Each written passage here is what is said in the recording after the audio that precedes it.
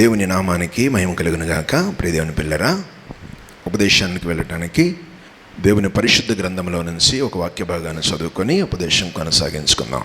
హెబ్రీయులకు రాసిన పత్రిక 12వ అధ్యాయం 17వ వచనం. ఏశావు ఆ తరువాత ఆశీర్వాదం పొందగోరి కన్నీళ్లు విడుచుచు దాని కొరకు శ్రద్ధతో వెతికినను మారు మనసు పొందని అవకాశము దొరకక విసర్జించబడినని మీరెరుగుదురు.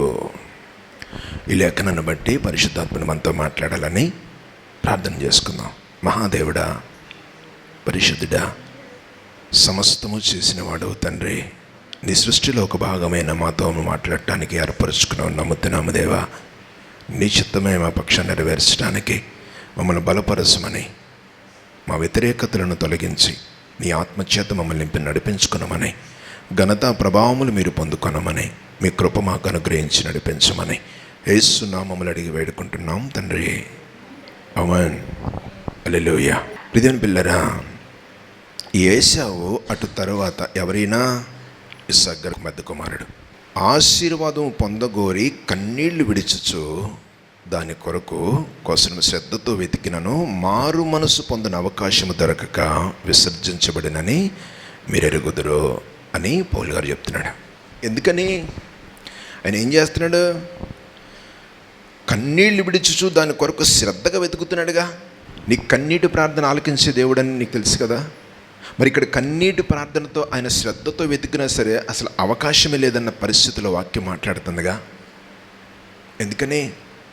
ఎందుకని ఆశీర్వాదం పొందుకోవటానికి అర్హత కూడా కోల్పోయాడు. ఎంత ఏడుస్తున్నా, ఎంత శ్రద్ధగా ఉన్నా మనలో ఉన్న విధేయత ఏంటంటే ఎప్పుడు ఏడ్చినా ప్రభు కనికరించేతడు నాకు ఆలోచన ఉంటుంది. ఇక్కడేమో ఏడుస్తున్న ఉపయోగకరమైన పరిస్థితులు లేవంటున్నాడు.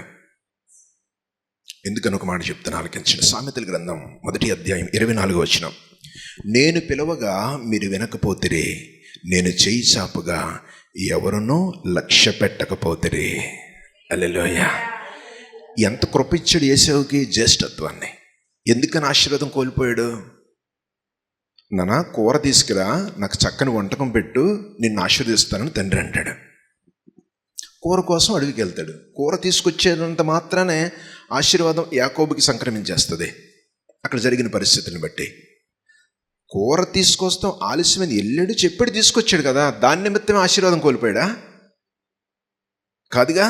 అంతకుముందు జ్యేష్ఠత్వం నమ్మేసుకున్నాడు, అక్కడ కోల్పోయాడు. బిడ్డ, నీ దృష్టికి తీసుకొస్తున్న మాట ఒకటే, నేను ఎంత ఏడ్చినా ప్రతిఫలం నీకు దొరకట్లేదంటే ప్రభు నీతో మాట్లాడుతున్నాడు. ఎంత ఏడ్చినా, ఎంత శ్రద్ధతో వెతికినా ఆశీర్వాదానికి ఆమెను దూరంలో ఉన్నాడు. ఏశావుని ఎందుకు జ్ఞాపకం చేస్తున్నాడు తెలుసా? పిలిచినప్పుడు రాలా, తనకిచ్చినది తృణీకరించాడు. దాని నిమిత్తమే ఆశీర్వాదానికి దూరంగా ఉన్నాడు. దాన్ని కనిపెట్టుకుని ఎంత శ్రద్ధగా వెతికినా మరలా అవకాశం దొరకలా. బిడ్డలారు గమనించండి. ఇప్పుడు పర్లేదులే, తర్వాత తీసుకుందాంలే, నేను ఏడిస్తే ఎప్పటికైనా దేవుడు కరుణిస్తాడులే అని అనుకుంటున్నావేమో. నీ సమయం ముగించబడితే, నీ ఏడుపుకు జవాబుగా రాని పరిస్థితుల కాలమైతే జాగ్రత్త. కొన్ని సందర్భాలు మీ దృష్టి తీసుకొస్తాను. ఎప్పుడైనా ఏడిస్తే నన్ను కనికరిస్తాలనుకుంటున్నావేమో. ఆయనకు అనుకూలమైన సమయంలో నువ్వు ఉండాలి. హల్లెలూయా, హల్లెలూయా. నువ్వు ఎంత శ్రద్ధగా వెతికినా తనకు దూరంగానే ఉంది. ఎందుకు అని అంటే, కూర తీసుకురావటం వల్ల, లేట్ అవ్వటం వల్ల కోల్పోలా, జ్యేష్ఠత్వాన్ని కోల్పోయాడు. తిండి కోసం, నేను అందుకే తిండి మీద అంత అసహ్యం నాకు. ప్రతిసారి మీరు ఏమన్నా అనుకుని మీకు చెప్తాను, ఎందుకంటే దానివల్ల పరలోకానికి కూడా వెళ్ళలేవు నువ్వు. దానివల్ల తినేసి మొత్తులైపోయి ఉంటే ఇవిడొస్తాడు, ఆయన వచ్చాడు అనుకో, ఎప్పుడు ఏంటి పరిస్థితి? ఇక్కడే ఈ పూట తిండికి లోబడి తను అమ్ముకున్న విధానాన్ని బట్టి, కోల్పోయిన పరిస్థితులను బట్టి దేవుడు ఎంత శ్రద్ధగా వెతికినా. హల్లెలూయా. అంటే మన క్రైస్తవ లోకానికి ఒక ఉద్దేశం ఏంటంటే, ఎప్పుడు ఏడ్చినా నా కన్నీరు తుడిచేస్తాడు దేవుడు అనే ఒక ఆలోచన ఉంటుంది. నా కష్టాన్ని చూస్తున్న దేవుడు. ఆ ప్రమాణములో, ఆ కొలతలో నువ్వు ఉంటేనే దానికి సమాధానం దొరుకుతుంది. హల్లెలూయా. ఈ పూట దేవుడు ఎందుకని ఆయన ఉద్దేశపూర్వకంగా చేస్తాడా, మన ఉద్దేశాన్ని బట్టి మనతో మాట్లాడ్డా? అని కొన్ని మాటలు మీ దృష్టికి తీసుకొస్తాను. గబగబ చదవండి. ఆదికాండం 4:13-14 వచనాలు నేను చదువుతాను, ఆలకించండి. అందుకు కయ్యూను, నా దోష శిక్ష నేను భరించలేనంత గొప్పది. నేడు ఈ ప్రదేశం నుండి నన్ను వెళ్ళగొట్టితివి. నీ సన్నిధికి రాకుండా వెలివేయబడి దిగులు పడుచు భూమి మీద దేశదిమ్మరన యుందును. కావున నన్ను కనుగొని వాడెవడో వాడు నన్ను చంపునని యెహోవాతో అనెను. స్తోత్రం చెప్పండి.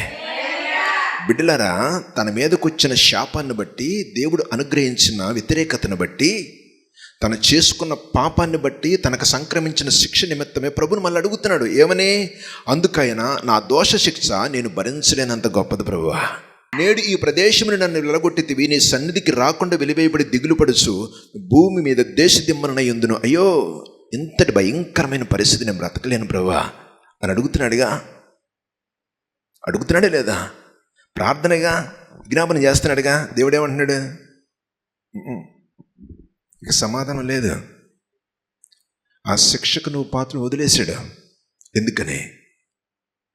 ఒకప్పుడు మాట్లాడాడు, అయ్యా నీవు వాకిట్ ఉందిరా పాపం, నానా నువ్వు బయటకు వస్తున్నావు, జాగ్రత్త, దాని నుంచి నేను విడిపించేది నేనే, జాగ్రత్త కలిగి ఉండు, ఆ పాపంలో నువ్వు వెళ్ళకని నచ్చ చెప్పాడు, బుజ్జగించాడు. నువ్వు మంచి పని చేస్తే నువ్వు తలెత్తుకుంటావు కదా, నువ్వు సత్క్రియ చేస్తే నేను నీతో ఉంటాను కదా అని దేవుడు వెన్నంటుండి మాట్లాడాడు.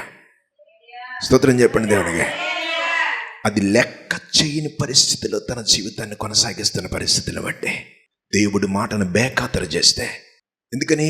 ఆయన పిలిచాడు, ఆయన చెప్పాడు, ఇది ఉందే, ఈ పాపము జోలికి నువ్వు వెళ్ళొద్దు, ప్రత్యేకంగా మాట్లాడాడు. నువ్వు నాకు కావాలరా బిడ్డ, నువ్వు అట్టి వెళ్ళకూడదు అని చెబితే ఒక్క మాట కూడా ఆలోచించకుండా బయటికి వెళ్ళిపోయాడు. వెళ్ళిపోయి శిక్షలు అమలు చేసే విధానంలో శిక్ష తన మీదకి తెగబడుతున్న పరిస్థితిలో అప్పుడు అంటున్నాడు మళ్ళీ, అయ్యో నేను భరించలేనయ్యా. లేదయ్యా,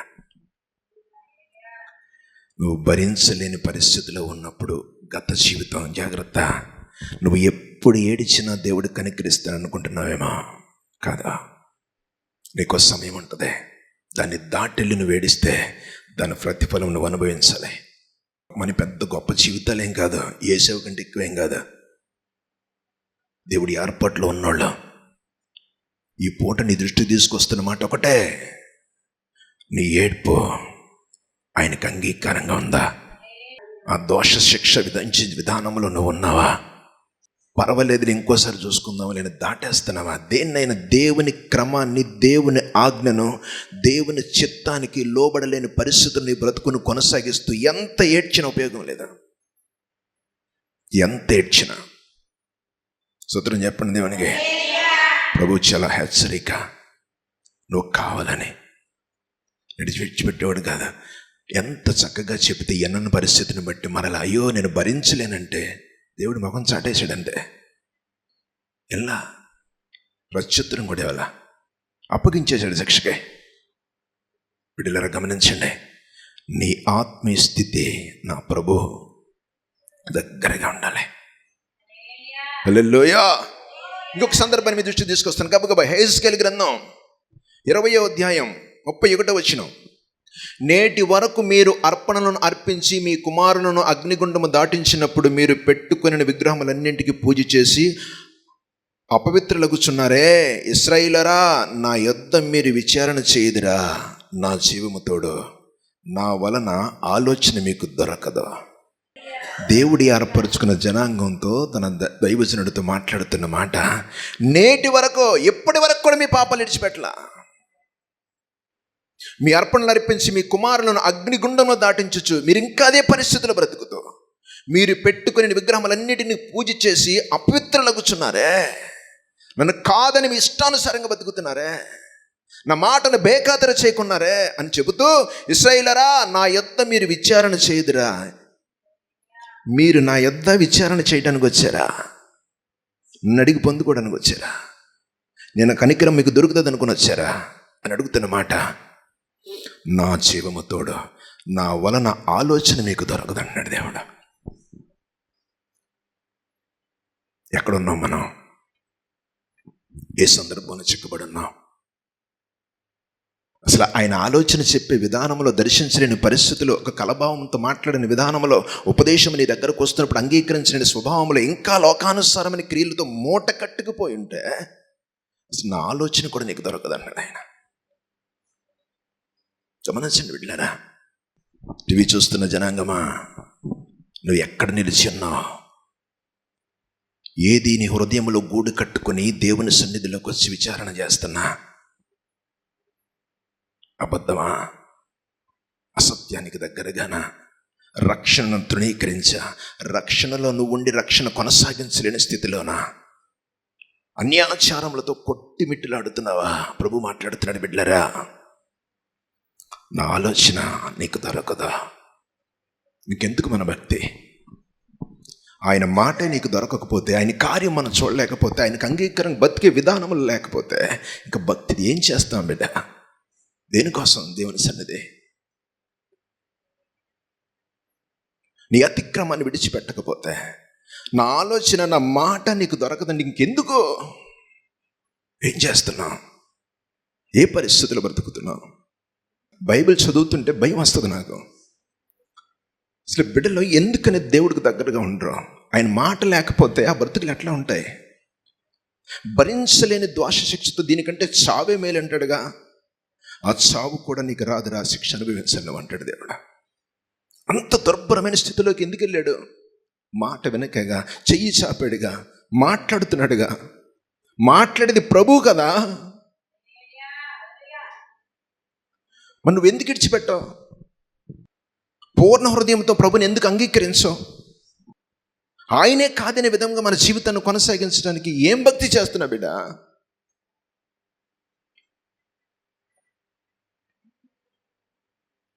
మన పిల్లలదొక దారి, మనదొక దారి. వారి ఇష్టానికి వాడిని వదిలేసి మన ఇష్టానుసారి మనం బతుకుతావా? దానివల్ల వచ్చేది దేవుని మాట, ఆలోచన, దర్శనం దొరకదు నీకు. స్తోత్రం చెప్తానికి. హల్లెలూయా. ఆయన ప్రమాణపూర్వకంగా చెప్పి, నా జీవముతోడా నా వలన ఆలోచన మీకు దొరకదు. ఇంకెందుకు? అంతటి ఉగ్రతకు కారణం కావాలా? ఆయన మాట లేని జీవితం ఎట్లా ఉంటుంది? ఆయన మాట నీ హృదయంలో లేకపోతే, ఆ విధంగా బతకటానికి ఒక సమర్పణకి రాకపోతే, ఆయన చేతుల్లో మన జీవితాలు, మన బిడ్డల భవిష్యత్తులు లేకపోతే ఎలా ఉంటుంది? లోకానుసారమైన పరిస్థితులు చూడలేదా? హల్లెలూయా, హల్లెలూయా. బిడ్డలారా, ఇంకొక సందర్భాన్ని మీద దృష్టి తీసుకొస్తాను. జకర్యా గ్రంథం 7వ అధ్యాయం 12-13 వచనాన్ని చదివి వినిపిస్తాను, ఆలకించండి. ధర్మశాస్త్రమును పూర్వీకులైన ప్రవక్తల ద్వారా సైన్యములకు అధిపతిగా యెహోవా తన ఆత్మ ప్రేరేపణ చేత తెలియజేసిన మాటలను తాము వినకుండానట్లు హృదయములను కురివిందల వలె కఠినపరుచుకొనిరు గనుక సైన్యములకు అధిపతిగా యెహోవా యొద్ద నుండి మహోగ్రత వారి మీదకు వచ్చెను. కావున సైన్యములకు అధిపతిగా యెహోవా సెలవిచ్చినదేమనగా, నేను పిలిచినప్పుడు వారు ఆలకింపకపోయిరు గనుక వారు పిలిచినప్పుడు నేను ఆలకింపను. సమయం అంతా నీదేనా? నువ్వు ఎప్పుడు మాట్లాడితే అప్పుడు దేవుడు నీ దగ్గరికి వస్తాడా? నువ్వు ఎప్పుడు ఏడ్చిన దేవుడు ప్రార్థన కనికరిస్తాడా? నువ్వు ఎప్పుడు ఉపవాసం ఉన్న దేవుడు నీతో మాట్లాడతాడా? జరగదు బిడ్డ. అదే ఆయన పిలుస్తున్నప్పుడు నువ్వు ఉండాలి. ఉండటం అంటే ఆయన ధర్మశాస్త్రానికి, ఆయన వాక్యానికి లోబడి నువ్వు ఉంటే నువ్వు ఏది చేసినా పొందుకుంటావు. ఏది విడిచిపెట్టక ఏదో ఒకటి నీ ఆలోచన పెట్టుకుని కొంతవరకు బతికితే చాలే అని ఆలోచన నీలో ఉంటే నువ్వు ఎంత దుఃఖించినా, చూడ్డాయినా ఎంత వేదనగా ఉందో నేను ఈ మాటలు చదువుతుంటే, ఇంకా నేను ఏం చేయాలి ప్రభువా? ఈ పరిచర్య ఇంకా నేనేం చేయాలి? హల్లెలూయా, హల్లెలూయా. ఆయన ఆలకించలేని విధానంలో ఉంటే, ఆయన ఆలోచన చెప్పని విధానంలో ఉంటే, ఇంకా మన భక్తి ఇది ఎవరి కోసం అంటాను? బిడ్డ, నీ బిడ్డలను నేను దర్శిస్తాను, వారి ఒలీవ మొక్కలు వారు ఎదుగుతారు అని నీతో చెప్తే ఎట్టుంటుంది? నీ ఉపవాసాన్ని మెచ్చి నీ దీక్షను మెచ్చి, వ్రతదినములు ఏర్పరుచుకున్న క్రమాన్ని మెచ్చి, నువ్వు చేస్తున్న భక్తిని మెచ్చి ఆ మాట దేవుడు మాట్లాడితే నీకు ఎంత ఆనందం. నీకు జరగబోయేది దేవుడు దర్శించి చూపించి మాట్లాడితే ఎంత ఉల్లాసంగా ఉంటుంది. ఆ స్థితిలో నువ్వు ఉండటానికి ఏం చేయాలా? వాక్యానికి లోబడాలి. హల్లెలూయా, హల్లెలూయా. ఆయన అంటున్నాడు, తాము వినకుండాన్నట్లు హృదయములను కురివిందము వలె కఠినపరుచుకొని గనక సైన్యములకు అధిపతిగా యెహోవా ఉగ్రత వస్తే, నేను చెప్పినప్పుడు వారు వినలేదు కాబట్టి వారు అడిగినప్పుడు నేను చేయనన్నాడు ఆయన. నీ దగ్గరికి వస్తున్న మాట, ప్రతి మాట నీతోనే మాట్లాడుతున్నాడు దేవుడు. కయ్యూని ఎంత ముచ్చటించి చెప్పిన వినని పరిస్థితులను బట్టి దేవుడు కాదన్నాడా, అనుభవించాడు. దావీదు ప్రార్థన ఆలకించాడా? తన బిడ్డ చావు బతుకులతో ఉంటే 7 రోజులు రూములోకి వెళ్ళిపోయి పడుకుని ఉపవాసం ఉండి ఏడవలా? ఏడ్చిన పరిస్థితిని ఆలకించాడా? ఎందుకని? పాపం ఏంటో చెప్పాడు. ఆ పాపానికి దగ్గరగా జరిగాడు దావీదు. హల్లెలూయా.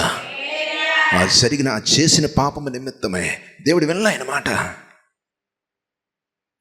గమనించి బిడ్డ, నీ చేతుల్లోనే ఉంది నీ కుటుంబ భవిష్యత్తు, నీ బిడ్డల భవిష్యత్తు, నీ భక్తి జీవితమే.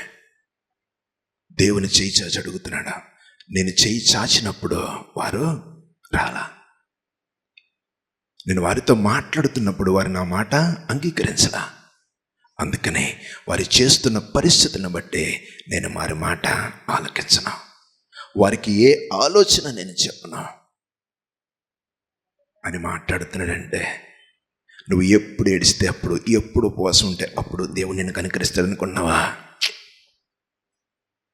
లేదు బిడ్డ, దేవుడికి నువ్వు సరెండర్ రావాలి. ఇంకొక మాట చెప్పనా? మత్తయి సువార్త 25వ అధ్యాయం 11వ వచనం. అంతటా తలుపు వేయబడెను. ఆ తరువాత తక్కిన కన్యకులు వచ్చి, అయ్యా అయ్యా మాకు తలుపు తీయమని అడగగా, 10 మంది వెళ్ళారుగా, 5 మాత్రమే లోనికి వెళ్ళారా? మరి మిగతా 5 వెళ్ళా భక్తి చేశారుగా, భక్తిలోనే ఉన్నారుగా, డ్యూటీలు పట్టుకుని వెళ్ళారుగా. 5 మాత్రం ఎందుకు అనుమతించబడ్డారా? 5 ఎందుకు విడవగొట్టబడ్డారా? తలుపు తీయమని అడుగుతుంటే, అసలు మీరు ఎవరో నాకు తెలియదు అన్నాడు ఆయన. ఎందుకనే? సిద్ధపాటు లేదా? ప్రభు అంటే సిద్ధపాటు కలిగిన జీవితం లేదా? లేని దానిని బట్టి వారికి అసలు ముఖం చాటేశాడు ప్రభు.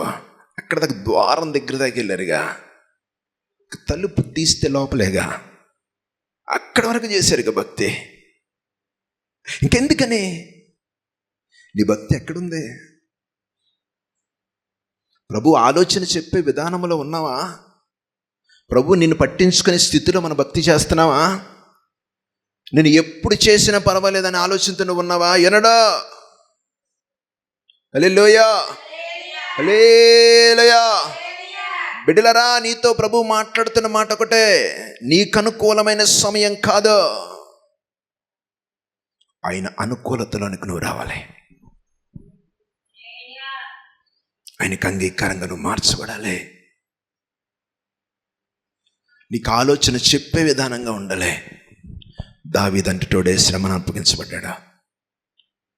కయ్యూని అంతటి వాడికే తప్పలా శాపం మోసుకుంటూ తిరిగాడా.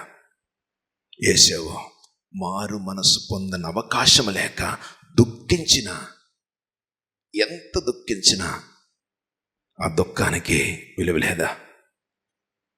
దేవుడు కనికరించలా. ఒకవేళ నీ జీవితం ఈ స్థితిలో ఉందా? దర్శనం లేని స్థితి, దేవుని మాటకు లోబడలేని స్థితి, లోకానుసారమైన క్రియలు విడిచిపెట్టలేని స్థితి, అక్రమమైన పరిస్థితులు బ్రతికే విధానం, ఏ ఒక్క ఆలోచన ఉన్నా నీకు సిద్ధపాటు లేనంటే, ఏ ఒక్క ఆలోచన ఉన్నా, నువ్వు ఎంత ఏడ్చినా, ఎంత ఉపవాసం ఉన్నా, ఎంత సమర్పణ కలిగి ఉన్నా, ఈరోజు ప్రభు నువ్వు ఏది సరి చేసుకోవాలని అడుగుతున్నాడో, నీ హృదయాంతరంగంలో మండుతున్న మంట, దాన్ని సరి చేసుకునే విధానంలో నువ్వు ఉండాలి. ఇది నీ ప్రార్థన ఆలకించడానికి, నీకు అంగీకారంగా దేవుడు నీకు ఆలోచన చెప్పటానికి ఆయన మాట్లాడుతాడు. నువ్వు అంగీకరిస్తే 2 మాటలు చెప్తాను మీకు. లూకాసు వార్త 6వ అధ్యాయం 21. ఇప్పుడు ఆకలి కొనుచున్న మీరు ధన్యులు, మీరు తృప్తిపరచబడుదురు. 2వ భాగం, ఇప్పుడు ఏడ్చుచున్న మీరు ధన్యులు, మీరు నవ్వుతారా. ఇప్పుడు ఏడ్చుచున్న ఈ ఉపదేశాన్ని విని దేవునికి అప్పగించుకునే విధానంలో నువ్వు ఉంటే బిడ్డ గమనించు, ఆయనకు అసాధ్యమైంది లేదా. ఇంకా ఎక్కడ సాధ్యమైద్దయ్యా, శ్రీధర్మం నిలిచిపోయింది, నా వల్ల అవుతుందా, ముసలదాన్ని అయిపోయినంటే నాకు అసాధ్యమైనది ఉన్నదా అన్నాడు కదా. హల్లెలూయా. అట్లాంటి దేవుడు నీ వైపు చూడటానికి ఇప్పుడు అనుకూల సమయంలో ఏ విధంగా ఏడవాలి, ఎట్లా దుఃఖించాలి, ఆయన మాటకు లోబడిపోతాను ప్రభువా, నా హృదయంలో ఉన్న వ్యతిరేకతను విడిచిపెడతానయ్యా, నీకు అంగీకారం కాని క్రియని ఇప్పుడే నా నుంచి దూరపరుస్తాను, నా బిడ్డలకు నువ్వు దగ్గరగా ఉండి ఇప్పుడు ఏడవగలిగితే. హల్లెలూయా, హల్లెలూయా. 2 కొరింథీ పత్రిక 7వ అధ్యాయం 10వ వచనం, దైవ చిత్తానుసారమైన దుఃఖము రక్షణార్థమైన మారు మనసును కలగచేయను. ఎప్పుడు దైవ చిత్తానుసారమైన దుఃఖం అనేది? ఈ లోకానుసారమైనది, అన్యాచారమైనది, దేవునికి వ్యతిరేకమైనది ఏది నీలో లేకుండా నువ్వు కడుక్కుంటావో ఆ దుఃఖం. నాకు రక్షణ కావాలి అనే ఆకలి నీలో ఉంటే అది ఆ దుఃఖాన్ని ప్రభు తీరుస్తాడు. నా కుటుంబం భద్రతలో ఉండాలి ప్రభువా, నీకు వ్యతిరేకంగా నేను నన్ను పశ్చాత్తాపంలో నువ్వు రాగలిగితే నీ దుఃఖాన్ని ప్రభు అంగీకరిస్తాడా. హల్లెలూయా. మారు మనసు పొందనొల్లక ఏర్పరచబడిన దుఃఖాన్ని బట్టి సమాధానం లేని పరిస్థితిని చెప్పిన దేవుడు ఈ పూట నీతో మాట్లాడుతున్నాడు. ఆయనకు అసాధ్యమైంది లేదా. హల్లెలూయా, హల్లెలూయా. మరలా నువ్వు దైవ చిత్తానుసారం దుఃఖంలోనికి రాగలిగితే, దేవునికి అప్పగించుకునే విధానంలో నువ్వు ఉంటే ప్రభు నీతో మాట్లాడని గమనిస్తే, బిడ్డలారా నువ్వు ఎక్కడున్నా ప్రభుని అడుగు, నేను నీ ఇష్టంలో బ్రతుకుతాను ప్రభువా. హల్లెలూయా, హల్లెలూయా. ఇప్పుడు పిలిచి నాతో మాట్లాడేవని నేను ఒప్పుకుంటున్నాను తండ్రి, నన్ను సరిచేసేవి నమ్ముతున్నానయ్యా అనే ఆలోచన నీలో రేకెత్తితే మోకరించి బిడ్డ ప్రార్థన చేద్దాం. పరిశుద్ధుడా, పరిశుద్ధుడా, ప్రేమ కలిగిన వాడా, నీకు వందనాలయ్యా. ఆశ్చర్యకరుడు తండ్రి, అద్భుతాలు చేయవాడా. ఇప్పటి వరకు ఏ విధముగా జీవిస్తున్నామో, బిడ్డలు ఏ పరిస్థితులు వారి జీవితాన్ని కొనసాగిస్తున్నారో, నీకు వ్యతిరేకమైన క్రియలను బట్టి ప్రభు వారు జీవిస్తున్న విధానంలో ఒక పెనుమార్పు రావటానికి నువ్వు మాట్లాడావని, నీకు అసాధ్యమైంది లేదుగా, మమ్మల్ని క్షమించి దేవుడివేగా, నీకు అప్పగించుకున్న చిన్న బిడ్డలయ్యా, టీవీ చూస్తున్న బిడ్డలు జ్ఞాపకం చేసుకోనండి. ఏ వ్యతిరేకత వారి హృదయంలో నింపుకొని నిన్ను వెంబడిస్తున్నారో దాన్ని ఈ క్షణమే ఇప్పుడే విడిచిపెట్టి దైవ చిత్తానుసారమైన దుఃఖంలోనికి, నీకు ఇష్టలుగా మార్చబడటానికి, నీ చిత్తంలో బ్రతకటానికి అప్పగించుకునే మనసును అనుగ్రహించయా. నీ కార్యములు బిడ్డల పక్షం జరిగించమని, దీవించమని, ప్రతి ఒక్కరిని మేలుకరమైన పరిస్థితులు నింపి నడిపించమని, ప్రత్యేకంగా టీవీ చూస్తున్న బిడ్డలను జ్ఞాపకం చేసుకునండి దేవా. నీ కార్యములు మాత్రమే జరిగించమని, నీకు లోబడి బతికే వారిగా బలపరచమని యేసు నామములో అడిగి వేడుకుంటున్నాం తండ్రి. ఆమేన్. అందరికీ వందనాలు. ఆది సంభూతుడే నా యేసయ్యా, అనంతుడు ఆరాధ్యుడు నా యేసయ్యా. ఆది సంభూతుడే నా యేసయ్యా, అనంతుడు ఆరాధ్యుడు నా యేసయ్యా. మానవ నిర్మాణకుడు నా యేసయ్యా, మానవ నిర్మాణకుడు నా యేసయ్యా. నన్ను మలచిన జీవదాత ఆది సంభూతుడే నా యేసయ్యా, అనంతుడు ఆరాధ్యుడు నా యేసయ్యా.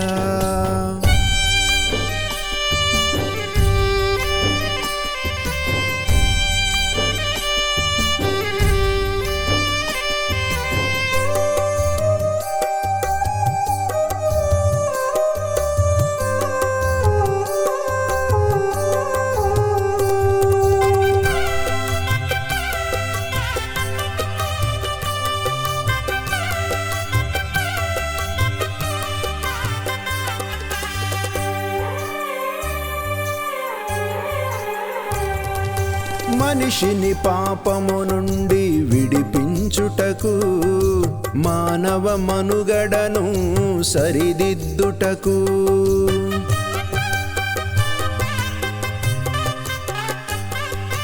మనిషిని పాపము నుండి విడిపించుటకు, మానవ మనుగడను సరిదిద్దుటకు, అనంత సృష్టికర్త నా యేసయ్యా, అనంత సృష్టికర్త నా యేసయ్యా, సామాన్యునిగా జన్మించితివి, అతి సాధారణముగా బ్రతికితివి, అతి సాధారణముగా బ్రతికితివి. అనంతుడా అనంతుడా అనంతుడా ఓ అనంతుడా, ఆది సంభూతుడే నా యేసయ్యా, అనంతుడు ఆరాధ్యుడు నా యేసయ్యా.